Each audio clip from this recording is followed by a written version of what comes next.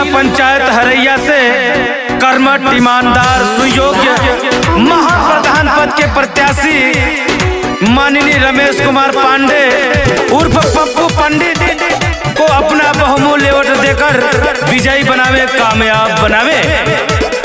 पप्पू पंडित जिंदाबाद जिंदाबाद जिंदाबाद, रमेश पांडे जिंदाबाद जिंदाबाद जिंदाबाद। छके विकास होई कम करवाई है, नालिया वाक विद्या पेंशन दियाई है, नालिया वाक विद्या पेंशन दियाई है। छके विकास होई कम करवाई है, नालिया वाक विद्या पेंशन दियाई है। हरदम करिए सेवादारी हो रमेश भैया के अब की जीतैया, महाप्रधान तू बनैया हो। पप्पू पंडित के अब की जीतैया, महाप्रधान तू बनैया हो। क्या पड़े हो चक्कर में, कोई नहीं है टक्कर में, क्या पड़े हो चक्कर में, कोई नहीं है टक्कर में। जीतेगा भाई जीतेगा, रमेश भैया जीतेगा, जीतेगा भाई जीतेगा, पप्पू पंडित जीतेगा।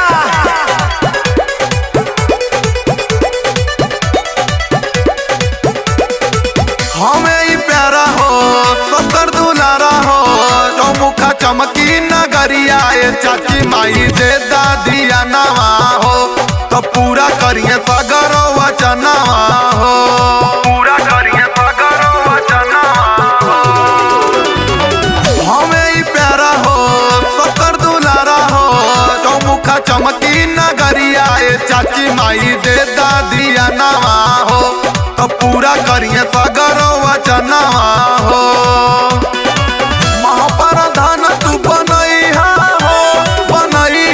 हो, रमेश भैया के अब की जीतैया, महाप्रधान तू बनैहा हो।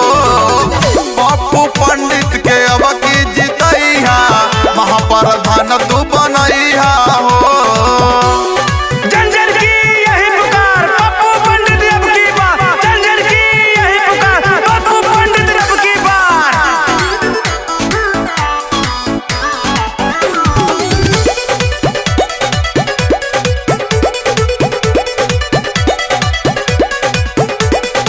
सब केहू जानेला इन्हीं के मानेला, गाँव के हमें पहरुआ करे तो सबके भलाई हो। केहू नहीं ऐसा न पाई हो, केहू नहीं ऐसा न पाई हो।